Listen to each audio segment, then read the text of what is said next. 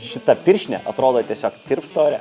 Natūraliai, ozonas pasigamina perkūnijos metu, kai deguonies O2 molekulė dėl aukštos įtampos susijungia į O3 ozono molekulės. Dėl to po didelės audros lauke kartais gali užuosti tokį lengvą ozono kvapą, jeigu žinai, ten ką reikia užuodinėti. Čia mes turim ozono generatorių. Jisai veikia labai panašiu principu. Mes į jį per šitą šlangelę pučiame gryną deguonį.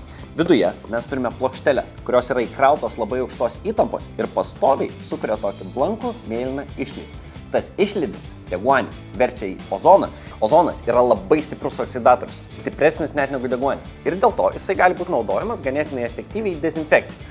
Jeigu reikia išdezinfekuoti patalpas, jas pripildome ozono ir galiausiai viskas patalpose miršta. Dėl to negali ten būti žmonių, nes didesnėse koncentracijose ozonas žmonėms yra nuodingas.